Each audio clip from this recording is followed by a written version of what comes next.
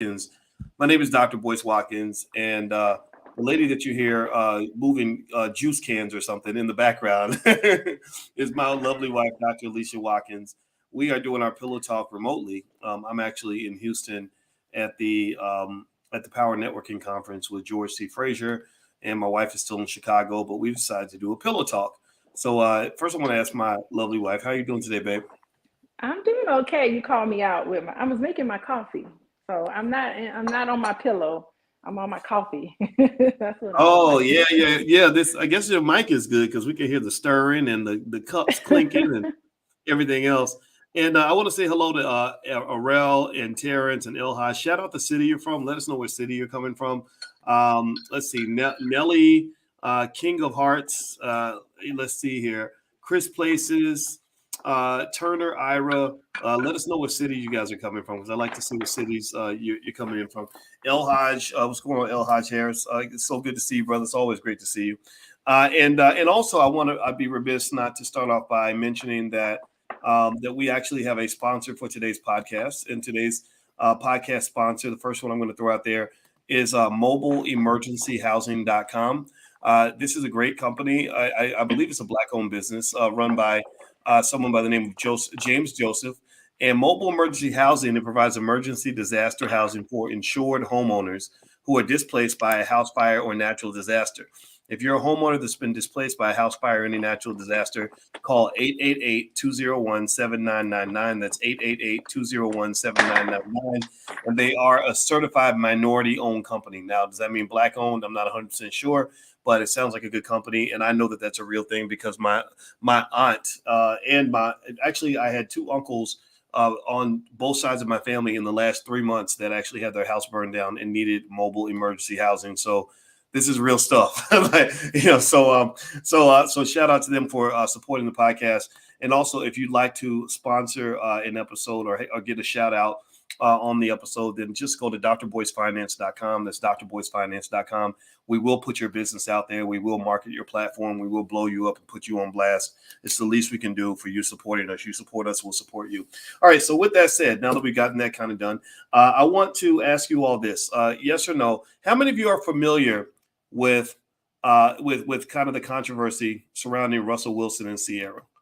Give me a yes or no in the chat if you've heard any of the discussions about Russell Wilson, who is now playing for the Denver Broncos. He was a quarterback with the Seattle Seahawks for many, many years. And they should have won a Super Bowl. They just had bad coaching from Pete Carroll. They cost them a Super Bowl when they didn't hand the ball to beast mode in the last play of the game. So they lost to the Patriots. So football fans know what I'm talking about. If you're not a football fan, you probably think I'm talking crazy, but y'all get what I'm talking. If you saw that game, you saw that game, and you'll never forget it. But anyway, Russell Wilson is a great athlete. Sierra is a great singer. And unfortunately, like everybody else, they have a past. And Sierra's past actually happens to involve the future. Isn't that funny? Her future is in her past, and she dated this guy named Future. Future is an R&B, or not R&B, I'm sorry, hip hop artist who is known for not necessarily promoting family values. Let's say that, unless you consider family values to mean 8 kids with 8 babies, mamas, and also promoting a lot of drug use and stuff like that in his music. A lot of stuff that some people find objectionable and challenging. Well, here's the deal. So just to give you kind of a quick recap, and then I'd like to get my wife's kind of take on this. Since Sierra left Future, she was engaged to him for a while. She broke, allegedly, this is the report in the media, that they broke off the engagement because, surprise, surprise, he liked the ladies. He was dipping his dipping his fork in lots of plates and lots of bowls that it shouldn't have been in, and she just got tired of it apparently. But nobody knows, nobody's perfect. There's always two sides to every story. So she now is married to Russell Wilson. She's been married to Russell for 6 years. They have a beautiful family, and a lot of people love what they see, at least online. And people have actually called Russell Wilson a square. They've kind of said, Sierra's only with him because of his money, and nobody would want to be with a square. Why would you want to be with a square like Russell Wilson when you could be with a guy like Future and his 8 babies, mamas, and in a mass promotion of drug use in the Black community? So I'd like to pass the ball to my wife and ask her, what say you, Dr. Alicia? What are your thoughts on all of this? I'm so happy that Russell Wilson finally addressed some of the online chatter about him being a quote unquote simp. Like, I do see some value in just ignoring and doing your thing. They have a wonderful Facebook page where all they do is promote positivity. They promote all of these wonderful images of healthy Black love, beautiful blended family. Everybody seems to celebrate all of the achievements in their lives, and they get to do all these wonderful things, and it's great to watch. So I just applaud them for smiling and keeping it moving and not really caring what everyone else says. But at the same time, it was nice that he finally addressed it, but he addressed it in such a nice little savvy way where he's just like, I'm squaring up. I'm giving my wife flowers and I'm letting you all know that I'm squaring up. So I think that's just, I think it was smart. It was a smart response. And when you're secure in your own manhood, you don't feel like you have to dip your fork all over the place. You know, when you're secure in who you are as a person and you know your worth, you find a woman who knows their worth, and both of you all living your best life. So I'm enjoying it. I'm enjoying the display of love. Okay, so you're just enjoying the display of love, all right? And Yes. just for those who aren't aware, the way Russell Wilson cleverly responded to some of the chatter, which is coming from a small select group of mostly Black men. It's not like the whole Black community is saying this. Is really a select group of men who have their, a different perception of manhood, different perception of, relationships. And he basically just jokingly said, when he gave his wife a bunch of flowers, as a special gift, he surprised her somewhere, and I think in the caption he said "square up," and and I thought that was a great way to address it without really addressing it, and I agree. I think that the best way to kind of handle people who have critical things to say is to really accept the idea that they're probably just not coming from a good place. A lot of times, if you really look in the backgrounds of guys who think that men who are engaged in self-destructive behavior represent manhood, or men who are bad fathers. I mean, Future's been sued for tremendous emotional neglect that he's placed on his children. I saw a birthday party apparently where he did something crazy at the party and was threatening the mother and all this other stuff. This is traumatic for kids, and the idea that we think that that's cool really kind of speaks to the fact that there are so many of our people that have been traumatized, and they say, well, I was traumatized as a kid. Every Black child should be traumatized. If you're living a happy life and you're not getting beaten up every day, and your daddy didn't leave you on the street corner, then that means that you're weak, or you're a punk, or you're a simp, or you're a square. And what I like about Russell and Sierra, at least based on the public image, I'm sure their marriage isn't perfect, like any marriage is not perfect, is I like the fact that they just kind of say, you know what? No, we want to be happy. We really want to live our best life. And I don't, because if you look in the lives of some of these rappers, their lives are crazy, chaotic. They broke, on drugs. Nobody loves them, like no real love. Kids are mad at you because daddy was off making records or whatever and smoking blunts while the kids are trying to get taken to school every day. And it just kind of creates like this weird culture that we have embraced. We've come to love the things that are destroying us. I don't know. What do you think? Oh yeah, I mean for sure. It is. There's this message, and I hope to say that this message that's being put out, that Black men are irresponsible and Black men aren't raising their children properly and having all these kids that they're all around or whatever. I'm thinking that there's a counter message going on where you're starting to see a lot of Black men say, okay, whatever, this is the way I'm going to live my life and I'm going to show it. And so I think that there's another message out there saying this is not all of us. We are all Russell Simmons-ish, not Russell Simmons, Russell Wilson-ish, and we're all going to be, responsible in all of these things. And for every Russell Wilson type of a family, there's tens and thousands of us. I'm including us in this, boys. There's a bunch of us. All the Mhm. people in the chat, there's probably so many of us. And we get so frustrated that the images out there just aren't representative of who we are. It's skewed to this tiny little small demographic. And I think that there's a revolution happening where where we're starting to see more of ourselves in the fullness of who we are and what we can be, and put that up on the pedestal. Yeah, I think it's beautiful.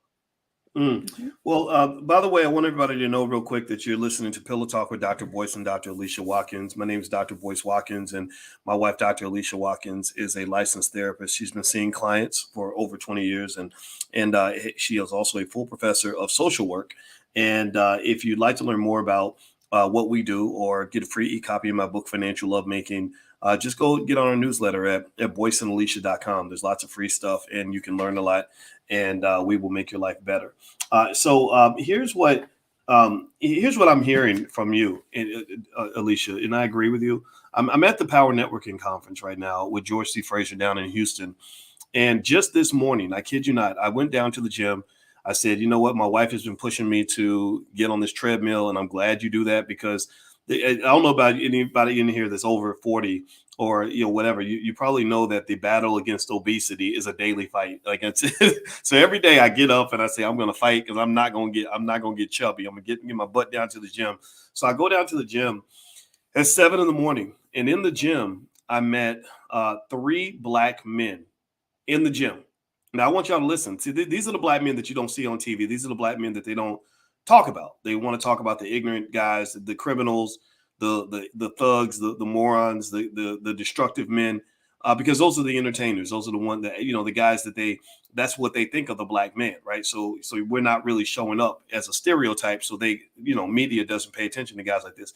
So the first Black man I met was from Nigeria, and we started a conversation, and it turned out, because I'm 1/3 Nigerian according to my DNA, and that was our tip-off point with the conversation. Well, this guy was a multimillionaire. He runs a major institute in Nigeria, and we were just talking about Nigeria, and made plans to connect. And one day, babe, just so you know, we did get invited to Nigeria, so just put that on your calendar. The second Black man I met was a Black man who was from Portland, Oregon. His name was Alan Bean, and Alan Bean was telling me that he was developing technology to build wooden skyscrapers. And that was a fascinating conversation, because I'm like, I didn't even know that you can build a skyscraper out of wood. I don't know. Give me a yes or no in the chat. How many of y'all knew that you can actually build a wooden skyscraper? Did anybody know that? Did anybody know that? Now process this, right? Which Black man's going to get the most media attention? The multimillionaire Black man who's heavily invested in education, the highly intelligent Black man who is developing technology for wooden skyscrapers, or the thug who wants to smoke blunts all day and get girls pregnant and throw all his money away with buying a 50-pound Gucci belt? Like, which man is going to get the attention from racist mainstream media? And it's, and what's crazy, and that we got to pay attention to this as Black people, is that these are the hidden Black men. And there's millions of you. And so let me tell you about the third Black man I met. I got to just pay respect. I'm sorry. So the first Nigerian's his name was Linus. The second brother, his name was Alan. The third brother, who I do not remember his name, but I kid you not, the third brother, he had some kind of business. And I can't remember what his business was. We only talked for a second. But he's making millions of dollars running his business. Where are these Black men? How come nobody talks about these guys? And we were all sitting there talking as a group. And nobody, these are all masculine men. We all love our wives. We love our community. We love education.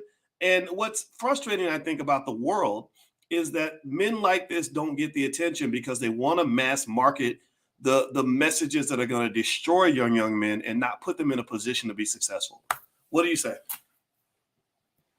Oh yeah, I totally get that. And the sad part about it is that when you have somebody like Russell Wilson, promoting all of these things that you're talking about, he gets all these critics. And, I kind of feel like it's almost like, how do you address your critics? You don't want to address them in a way where you kind of play into it, because really when someone's sending a message to you and they're criticizing you, so they can say, oh, Boyce is a simp. And when you reply to that, and when you respond to that, then you're feeding them. It's like you're giving them so much of your energy. And there are a lot of people who feed off of all that hate. And really, I don't even know. I think a critic, I shouldn't even say that. Critics are someone who has something constructive to say. I would call them, maybe, do people call them trolls, or just people who just want to be negative on the internet no matter what? Just spew out this negativity. And so it's a very dynamic thing on how to respond to it, because you have to kind of, in order to like go back and forth with someone, first of all, it's exciting to them because they're like, ooh, I made this terrible comment on Boyce's page and he's addressing it. And the receiving end of it, he's getting energy from that. He's like, ooh, there's a rush that happens when people spew all that negativity and play into it. So you have to come up with a really brilliant way, which is what Russell Wilson did, a really nice way to kind of address it, but at the same time, keep above it. You have to stay above your critics. But when you look at media, you look at all this stuff, it's just like you feel like it's an uphill battle. And at the end of the day, you just have to kind of turn it off and say, you know what? All that matters to me is what's happening inside of me and what's happening with the people around me. And those are the people I care and love. I'm going to focus my attention on that instead of focusing my attention on outward. I think that's probably the only answer that all of us can do. But I think, Boyce, for you this morning, it probably was very refreshing to be in the company of all these people who are similar to you. These are your people who are at the gym at 7 a.m. And so those, that type of circle, these should be your friends that you hang out with all the time. I'm not saying that you need to be friends with them, but these are the type of people that you should hang out with. What do you Yeah. say? Yeah, well, let me tell you, I met these brothers and I really felt at home. It was really great. Yeah. It's awesome to be a hardworking person who believes in intelligence and goal setting and investing and all these other things, and family and community, and to not feel like people think you're talking down to them. That's the problem, is that because we want to be humble people, we get around people that just aren't trying to really accomplish anything good, and they say, oh, you're preaching, oh, you think you're better than everybody else, or you got blessed and you got money, that's why you don't understand what it's like to be black, and you start to feel guilty. I don't know if anybody else goes through that. Give me a yes in the chat if you ever feel that way, if you feel like some of your relatives feel like you're being preachy or disrespectful because you simply want something better for your family or the people around you. And it is tough. It's really, really tough. And I think that what I think we have to do is, those of us that kind of get it, we have a culture too. When BET talks about the culture, and they're talking about hip hop and everything else going on in that culture, I think we have to, when we talk about the culture, when we're doing it for the culture, in my view, the culture represents strong black families. The culture represents educated black people. The culture represents taking care of our children. The culture represents responsibility and accountability. The culture represents working hard and building wealth and investing for the future. That's the culture. When I say I'm doing it for the culture, that's what I'm talking about. And I think a lot of people get that. Yeah, and it's so funny because when I guess I don't ever use those words, I'm doing it for the culture. I'm just doing it. But I mean, in the sense of mental health, for a lot of men, it's just like manhood means you have this physical toughness and roughness and mental toughness. And to counter that is, no, real men do cry. Real men do fall in love. Real men are sensitive and have emotions.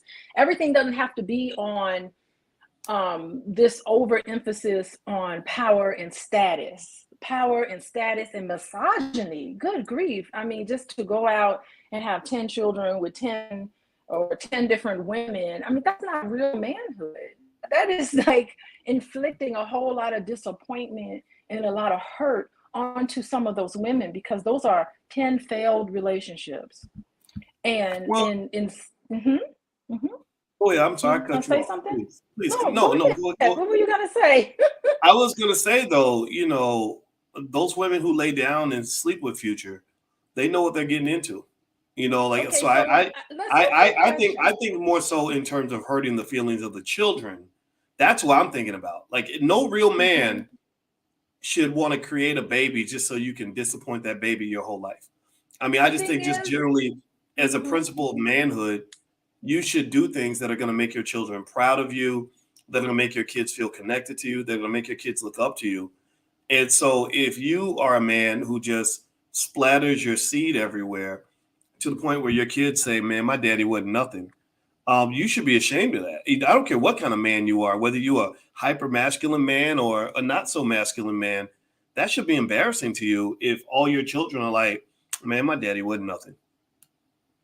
You know? Yeah, the best, yeah. What you Oh, gonna please say? go ahead, man. Go ahead. Oh No, yeah, you go ahead. the best way to love your child is to love the mom. Because in some instance, when you mistreat the mom and you're quote unquote loving the child is thinking, oh my goodness, if my dad is doesn't love my mom and I'm half of my mom, then my dad doesn't love me. So, children want to see their parents happy. They want to see their parents healthy. They want to see their parents live a fulfilled life, believe it or not. Children really, they want the best for their parents. And they don't want to see their mother or father or the people in their household, the people who are responsible for them. They don't want to see them hurt and in tears and in a terrible place and finding, whatever it is, all of these things. They don't want to see that. They want to see their parents happy and in love. And I think it's like put your differences to the side and be able to demonstrate that type of respect, basic level of respect, to the other parent, so that the child feels like, oh wow, so my parent now respects me. It's an unconscious thing that happens in children. Yeah, Mm. Well, everybody, you yeah, listen that's to Pillow. manhood. Go ahead. Well, everybody, you listen to Pillow Talk with Dr. Boyce and Dr. Alicia Watkins. My name is Dr. Boyce Watkins. I'm a finance professor. My wife is a professor of social work and also a licensed therapist. If you'd like to learn more about what Dr. Alicia does, then please visit coachingwithdralicia.com. And also, I want to give a shout out to another company that is helping to sponsor this podcast. It's Ancient Healing Teas by Amina Shakita James, and it took me a while to learn how to properly state her name. And Amina Shakita, if you are hearing this and I said your name wrong, please forgive me. But her website is ancienthealingteas.com. And she says if you are experiencing fibroids or looking for a natural solution, check out Ancient Healing Teas. They have products for fibroids, PCOS, endometriosis, and fertility issues. Amazing success stories at their website, which is ancienthealingteas.com. You can use the code BOYCE15 for a 15% off your order. So that's BOYCE15, all one word. I'm going to put the URL on the screen. And shout out for supporting the podcast. If you'd like to also get your business or your website or your YouTube channel shouted out on the platform, just go to drboycefinance.com. That's drboycefinance.com. And I'm going to put Ancient Healing Teas website on the screen so you guys can see it. So let me hop into this. So you were talking about, babe, earlier you were talking about money, power, and status. All right. So that led me to a thought. I was thinking, okay, so what does that really look like? And I get that. I don't think there's anything wrong with men wanting money, power, and status. I think that's something me, I'm old school. I believe that's what men want. Men, we want power. We want to be successful. And so let's kind of look at this. So here you have Future versus Russell Wilson. Future is apparently considered cool by some. Russell Wilson is considered by some to be a square. Let's kind of look and let's ask ourselves. I think we should ask ourselves this question: what makes Future so cool? Let's start with Future. What makes Future cool? Well, he's got a lot of talent. He's a great artist. In certain ways. I mean, I wish his music had different content, but it is what it is. He's right, has a right to say what he wants. He's famous. I believe he's got some money. I don't know how long that money's going to last because 8 babies mamas are expensive, and I would really hate to try to take that lottery ticket and be baby mama number 9. Baby mama number 9 is going to be married a guy where she has to share her husband's resources with 8 other households. And all those households are going to be showing up to pick up their check every month. I don't know how easy that is to sustain. So that's Future. And then you talk about Russell Wilson. Well, what makes Russell a square? Russell's considered a square. Everybody says he's a square. He's a square. Okay, well, is it his talent? Is he, give me a yes or no. Do you think that Russell Wilson is as talented as Future? This man has been one of the top rated NFL quarterbacks for many, many years. He just got signed with the Denver Broncos. He's world famous. He's known for being one of the best quarterbacks around. He's famous, just like Future is. Now, money wise, he's probably got more money than Future, and will have more money than Future. Russell Wilson, y'all may not know this, but Russell Wilson is reportedly on his way to signing a contract with the Denver Broncos for $250 million. $250 million. Now let's just be clear. Future ain't gonna sell enough records to make $250 million. Future will never have $250 million. So again, if you want to just get into that simple criteria of, well, who's the most successful, who's the biggest baller, Russell Wilson could buy Future's whole family 18 times over and still have money left to burn. Also, because he is focusing his resources on one family and not trying to raise 8 at the same damn time. Future had a song, got 2 bad idiots at the same damn time, at the same damn time, at the same damn. So you trying to take care of 8 babies' mamas at the same damn time. You can't afford that. Russell Wilson could, though, because with $250 million contract, that would be about $30 million per baby's mama. That would be, he can afford that and still have money left over. So I'm just sitting here trying to understand what black man in his right mind would think that the guy who's gonna literally be stressed out, whose kids don't respect him, who's gonna probably go broke because he can't afford all those women and all those kids, is cool. Although let's not forget about the fact that he mass promotes drugs that kill your brain cells. Russell Wilson works out. He stays in shape. He's not destroying his brain cells. Apparently Future is, because he raps about Molly and Percocet, very dangerous drugs. So how is that cool? But the guy who's got the $250 million contract, who loves his wife, whose kids will honor him, even Future's son looks up to Russell more than he looks up to his own damn daddy. Why in the world would you say that second guy's a square unless you are either incredibly immature, mentally ill, don't know all the facts, or you just have some bad examples in your life? And if that's the case, I feel very sorry for you. What do you say to that, Dr. Alicia? Yeah, I agree. People who make fun of Russell Wilson like that, I would assume that people who think that that's square, I would imagine they probably have a lot of depression and anxiety, and they're just projecting their own issues onto this situation. But I think it's so beautiful that Russell Wilson is doing so wonderful with a Black woman by his side.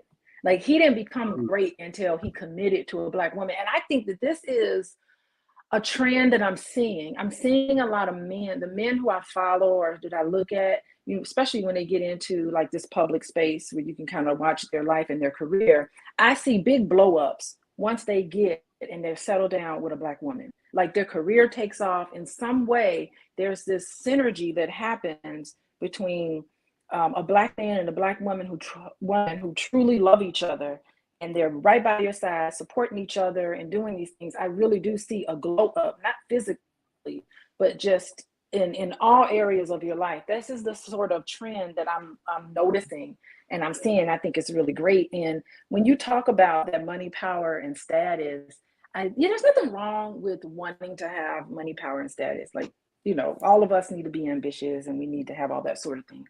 But where I think the issue comes, where it becomes connected with depression and anxiety, is when you put your worth as a man is solely placed on money, power, and status. I'm a man on a day that I make $1 million. I'm not a man on the day that I lose $500,000. It's just where you place your self-worth on all of these external things. And, that's where you start to have mental health issues.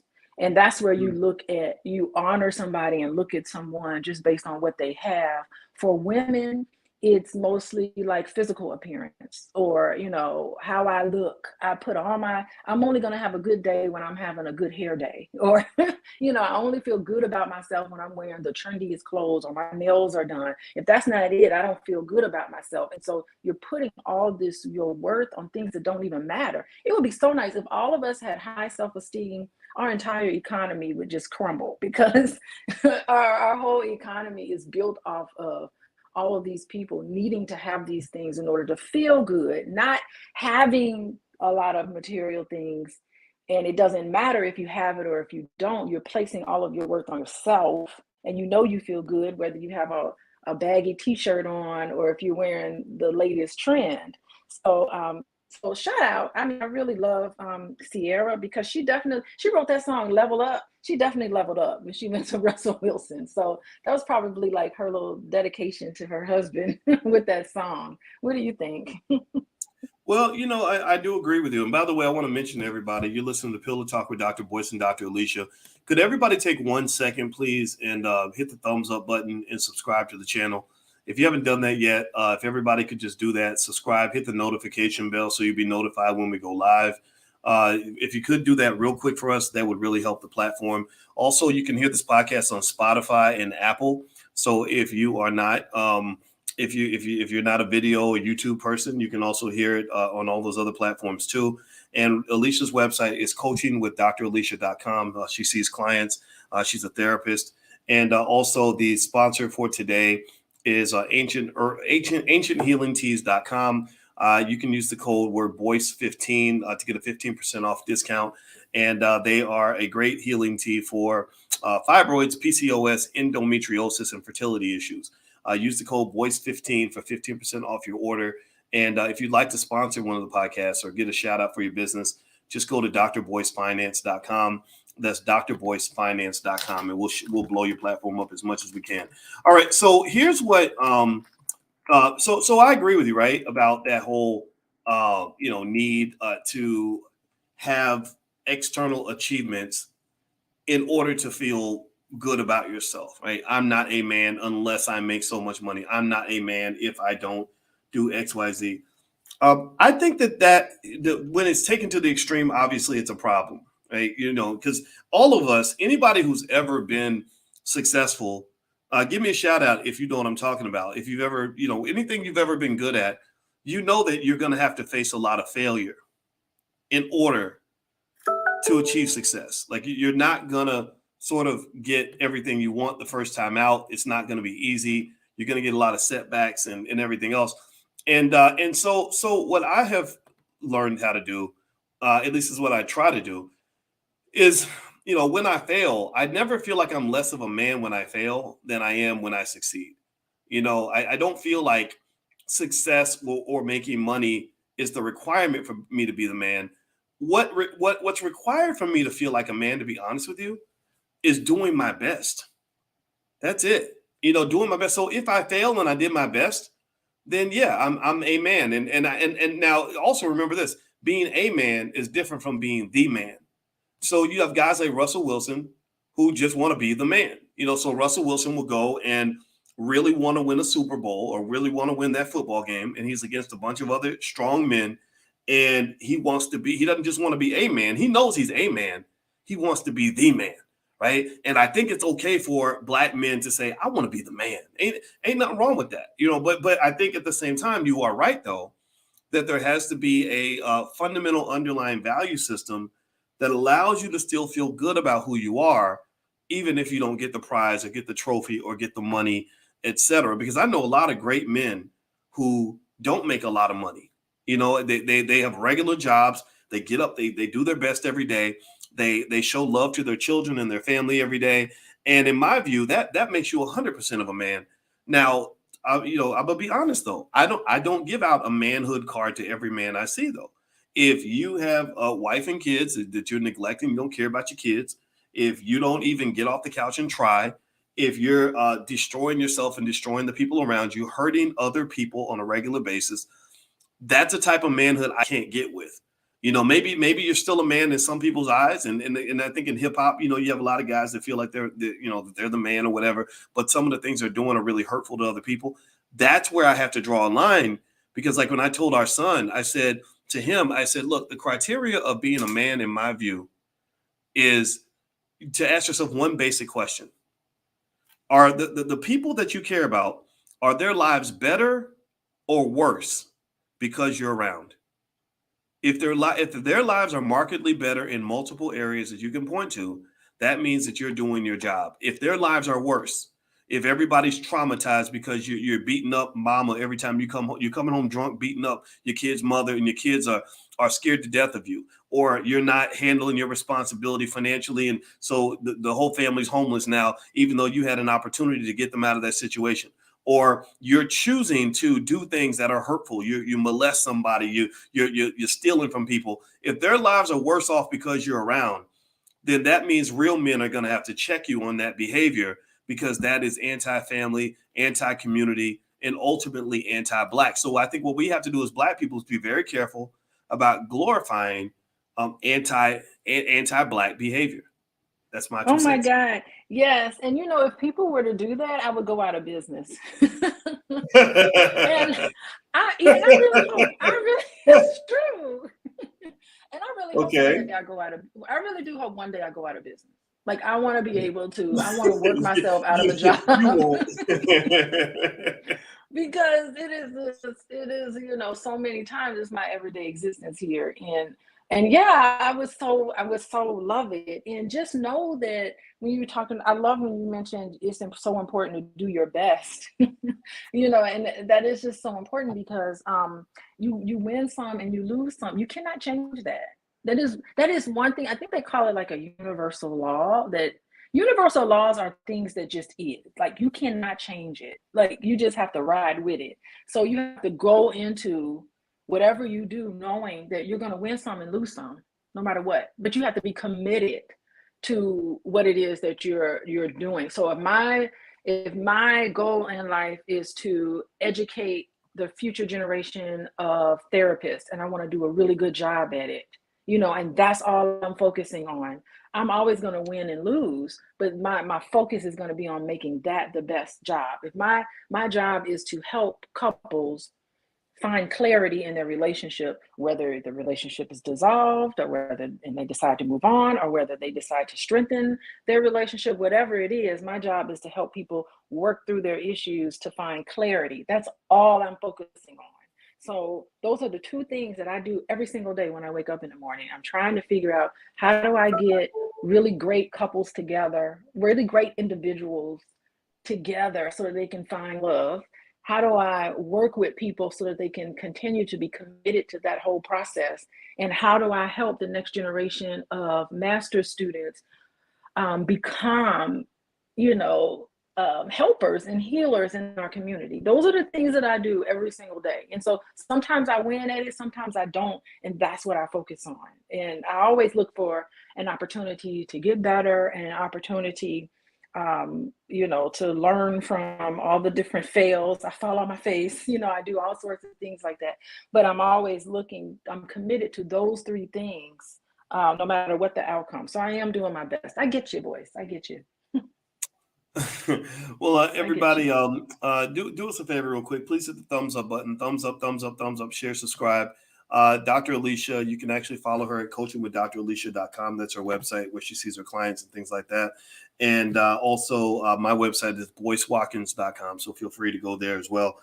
So let's dig a little deeper into this thing with Future and Russell Wilson. So we were talking about Future and Russell Wilson. And basically, Russell kind of subtly responded to the people that were calling him a square by jokingly saying, we should all square up.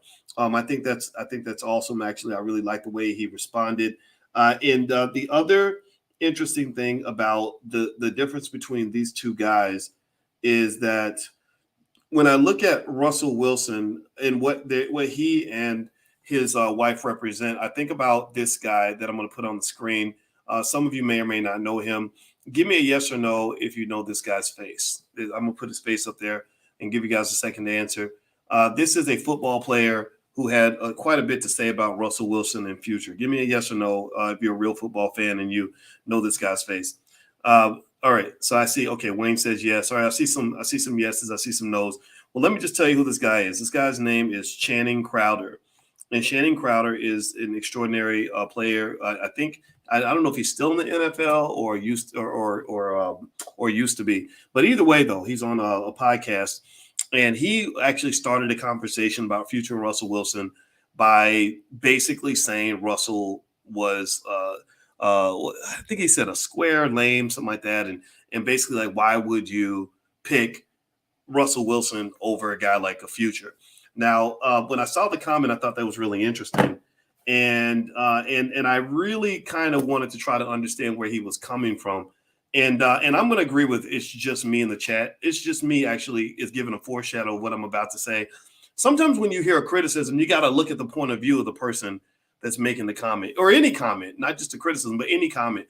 And so with Shannon Crowder, I looked the brother up. I looked up his background. I really wanted to find out about his parents. What's his family situation? I know his father was a football player. He grew up in Pennsylvania, and he's been a great athlete his whole life. But it's interesting because there was one point in the podcast where he actually, according to what I read, he had literally said he went to play in London, and he literally said something like, I can't find London on a map. He literally said, I can't find London on a map.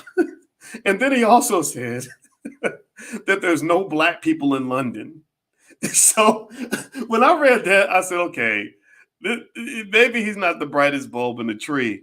And no, don't get me wrong. He's a great football player, but he might possibly, at least based on his comments, he's sounding like he fits in. Someone might, if you want to be nasty, you could say maybe this is a dumb jock kind of thing. I don't know. But really, I think that this is a lesson for all of us.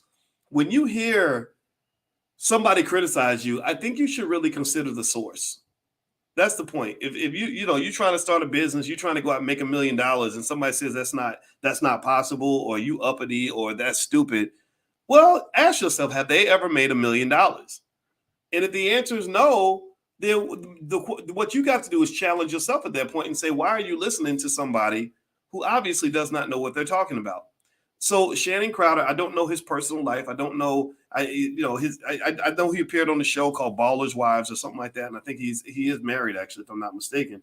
But he clearly comes from a culture that's just one that's a little bit different from a lot of the people that are listening to this podcast. And so I think that when you talk about Russell Wilson, I think we have to definitely acknowledge that most people look at Russell and Sierra and they're proud of what they see. Not to put them on a pedestal. They're not better than anybody else. And I'm sure their family has challenges like everybody else. But I think that the majority of the Black community, the people that don't get all the attention because they're not on some big podcast where they could just say crazy, ridiculous things, most regular people, when they see a Black man with his wife and the children and the baby and everybody's happy, most Black folks like that picture. I don't know. Give me a yes or no if you see an image like this and it makes you feel good about being Black. This is Black love. This is Black family. This is Black wealth. This is Black excellence. This is Black intelligence. What is there not to love about a Black man and Black woman working together to achieve amazing things? I don't know. Give me a yes in the chat if y'all know what I'm talking about. Like, I really, really think when somebody can look at a picture like this and say, oh, that's a bunch of BS, that just tells me that they're probably not in the most positive space. Or maybe because remember this, because remember, the U.S. government spent many years working to systematically destroy Black families. Their goal was to destroy the Black family. Their goal was to put Black men in prison for 100 years, make the Black woman feel like she got to be Superman, and make these children grow up believing that having one parent is the ideal model of a family. So what you have to understand, Black people, is that you become addicted to the poison. And then my wife is actually an expert on addiction. I'm not making that up. She really is. You can talk about your credentials, babe. but I'm going to go ahead and step outside of my lane a little bit and say that when you think about drugs, like you think about a drug like heroin ain't good for you. Heroin is eventually going to kill you. Heroin's going to mess you up, but you can get to the point where your body can't even function without the heroin. And I think that that's what's happened. For us, the drug is trauma.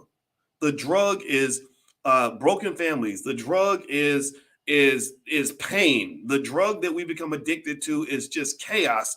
And for some people, when they don't see chaos in their relationships, they think, oh, well, this is boring, or this is lame, or you a square, or you a simp. Why because you're not bringing the drug to the party. What do you think, Dr. Alicia? Yeah, What's I your couldn't agree. I couldn't agree more with you, boys. And I think that we all need to go into a detox program. We all need to detox. That's the biggest way to do it. Just quit cold turkey and just detox ourselves It from be the things that calling me, aren't man. It serving be us. calling me. It Oh, doesn't keep serve talking, you. please. No, And talk yeah, about I mean, talk about your background in addiction. I think people should know that, so they know they're not just listening to somebody who's just giving an opinion. What oh is your my God. experience when it comes to addiction? And you've taught classes on it, stuff like that, right? Yeah, I mean, I've taught classes. Let's see, no, not this semester. Spring semester, next semester, I always teach a class on addictions and treatment of addictions and assessment of addictions. And it's multifaceted, of course, but a lot of it starts from trauma. And it's so funny. There's just like this mitigating process that the body goes through that helps to protect itself. So when you're confronted with a situation that is shocking or surprising, your body actually goes into shock. Like, have you ever heard of that story where like this man, he was hit by a car and he walked something like 10 meters or 100 meters away from the place where he got hit, and he had a broken leg and a broken pelvis and all of that, and people are like, how did he walk all the way through there? It's because your body is in shock. You don't even know what's going on. He was just walking, Mm. and I think he was on his way to pick his kids up from school. He got into this big car accident, and he's just like, his mind was like, I want to go pick my kids up. So he's trying to walk in the direction to pick his kids up, not even realizing that this really big traumatic thing happened to him. That is the body's way of dealing with dealing with this kind of trauma. You separate yourself from your body, which is a survival mechanism, right? The problem is that and eventually you're going to have to get back into your body and process what happened, and that's painful, right? You have to your leg has to be in a cast. You have to deal with your wounds. And what happens is a lot of people don't want to deal with their wounds. They want to continue to be disassociated and and nothing can do it better than an addiction. So, that's sort of the reasons why people gravitate, and it makes sense. It makes sense. If you don't have a doctor or a nurse or someone there who saw the trauma and can call ambulance 911 and help you deal with that pain physically and mentally, emotionally. If you don't have someone there to deal with it, you continue to be outside of your body. And so that would makes you susceptible to dealing with addictions. You don't have the proper people in your environment that helps you process all of your feelings. That's why it's not good when we get into this toxic masculinity, that it's masculine not to show emotions. No, emotions is what makes you sane. It was what makes you mentally healthy. When you start to be addicted to money, then we just talked about it, making money, power. Even workaholics are avoiding something. What are you avoiding that's painful in your life? And so that's basically the umbrella of why addictions are, oh my goodness. And I'm not even just talking about drug addictions and substance abuse. I'm talking about shopping addictions, gambling addictions. Like, it all has that sort of place in our brain to keep our body in this state of, I don't know, sympathetic nervous system, so to speak. It keeps our body in that state. And so, anyway, you have to deal with it. You eventually, sometimes, instead of numbing out, you're going to have to deal with it and get into your body and figure out what's going on. And part of that process is to detox from the drugs. But when people detox, you got to replace it with something. So it needs to be replaced with healthy behaviors. You can't expect someone to detox and they got nowhere to go to, So that is it in a nutshell in terms of addictions. And anyway, so what do you what do you say to that, Boyce? Well, I want everybody to know that you're listening to Pillow Talk with Dr. Boyce Oh, and Dr. Alicia Watkins.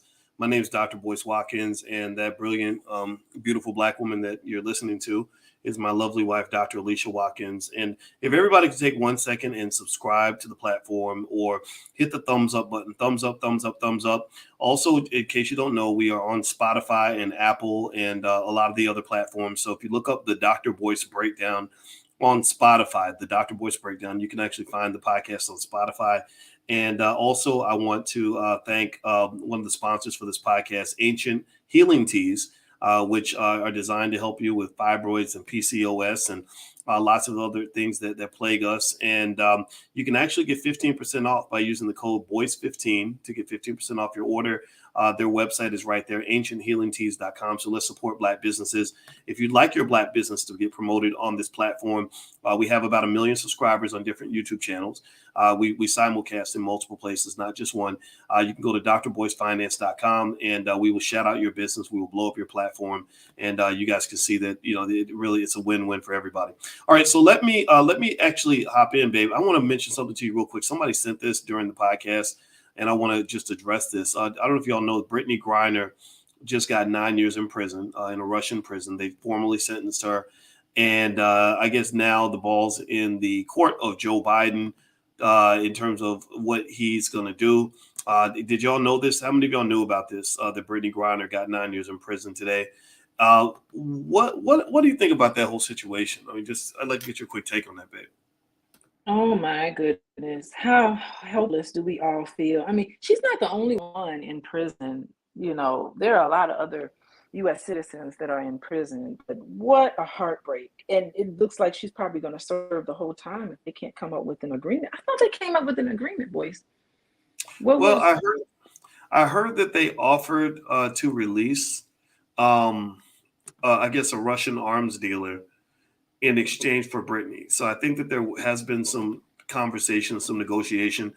I would find it hard to believe that she's going to end up serving the sentence. But what I really think everybody, so I hope Brittany gets out. I don't agree with what she did. I think that you got to understand the importance of respecting the country's laws. No question about that. But I don't think she deserves 9 years in prison. It just doesn't sit well with me. But the other part of me is feeling like we have to be cautious about sort of just over sympathizing with her just because she's an athlete. Remember that there are a lot of unfamous people who went to other countries, got busted, and have been sitting in jail for a decade. There are a lot of people. Any of you in here, LaShawn, Darth, and Darren, Darlene, Jason Diamond, if you went to Russia right now and decided you was going to put a little something in your suitcase and got caught, how many of y'all think, give me a yes or no, how many of y'all think that if any of us, including me, how many of y'all think that if any of us went to Russia and got caught with something in our bag and got 9 years in prison, that Joe Biden would come through and get us out of jail? How many of y'all think that? Give me a yes or no. Do you think he would do that? Go ahead, Ben. I only mentioned that. Oh, you go ahead, babe. I'm sorry, I cut you off. No, I mean, I try to look at like what could come of this. Maybe a high-profile person being incarcerated with this draconian sentence, right? Maybe that will draw some more attention on all of the other unknown people who are going through something similar. Maybe this high-profile case will draw some attention, public attention and public sentiment to not even just Brittany Griner, but all the other people who are in the similar shoes as her. Maybe getting her out will start the ball rolling on getting a lot of other people out. I'm seeing it as kind of, I hate that because it's happening to someone that it's a public figure and we all feel kind of sorry for her. Her wife has been devastated by this whole thing. If you listen to her interviews, she really, she's really hurting. She's having difficulty connecting with her. I think they promised her that they would at least talk to each other or see each other in some ways, and they haven't been able to do that. And so just the pain that we're seeing from Brittany Griner and her wife, hopefully this will get the ball rolling for people to be more compassionate to the experiences of family members and individuals who are in a situation like this.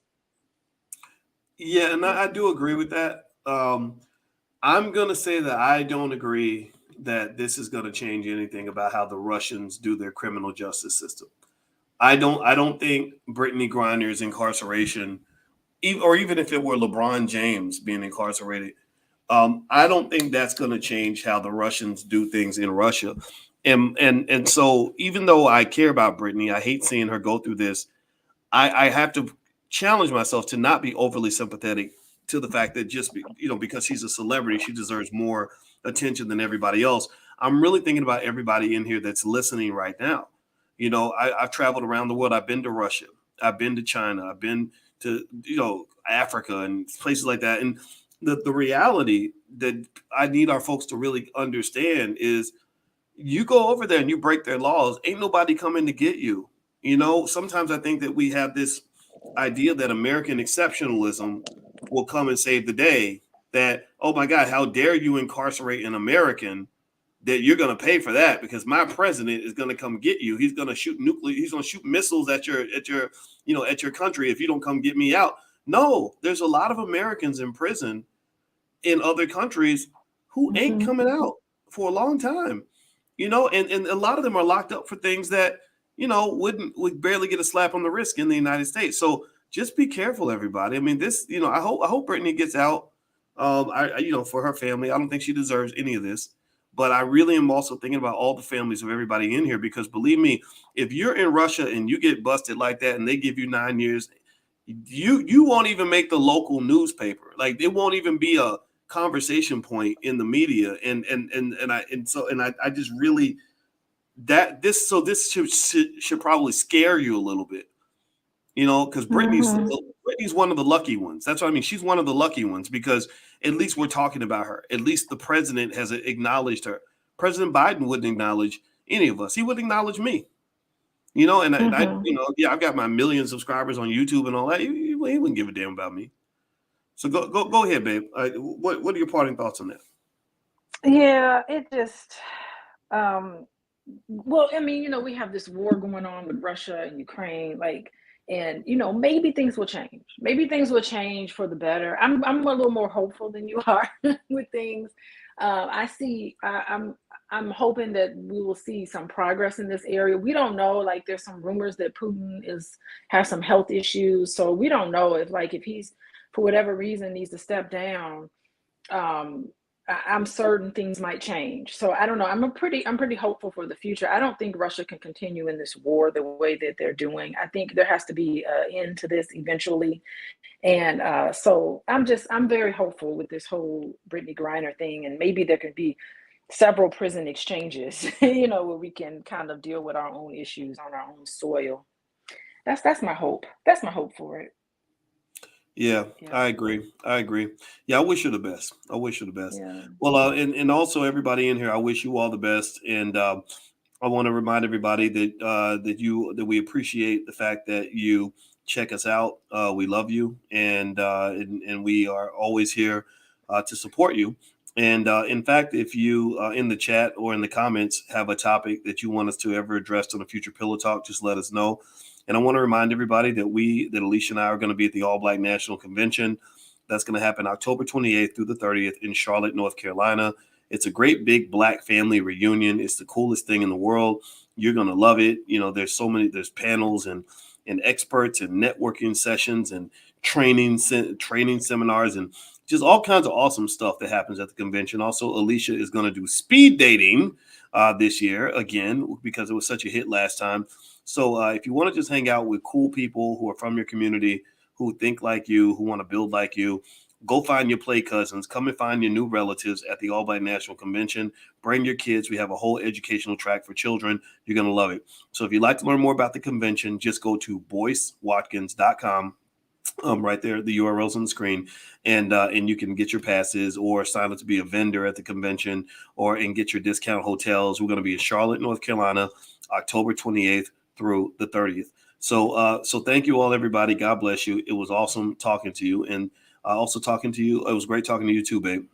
I know, it was so nice talking to you. And you know what? I think that we all should take a page out of Russell Wilson's repertoire. We should do the Russell Wilson challenge. Everybody should just give their wives flowers and then post it. You know what I mean? What?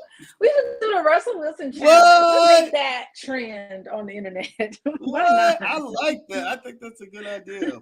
right. Well, So you gonna yeah. give me some flowers? Wait, I think I see you tomorrow, right? You gonna give me some flowers Yeah. tomorrow for Yeah. you? You don't. I Oh, don't want wow. to put that pressure on you. You don't have to give me no No, you done flowers, challenged me to step my game up. but Okay, the Russell Wilson challenge. And what do y'all think about that? What do y'all like that? What do y'all think? I think that's a great idea, baby. And I can't wait to see you in Houston this week. If you are in Houston at the Power Networking Conference, my wife and I will be here all weekend. So we look forward to meeting some of y'all in person, and we love you. And hit the thumbs up button, thumbs up, thumbs up, thumbs up, share, subscribe. And another quick thank you to one of our sponsors for today, ancienthealingteas.com. Go to those websites, the Black-owned business, and you can use the code word BOYCE15 to get 15% off. And if you'd like to get a shout out on this platform, just go to drboycefinance.com. We will shout out your business, blow up your platform. You support us, we support you. That's how this thing works. So we love you. Talk to you guys soon. Please have a wonderful day. Peace.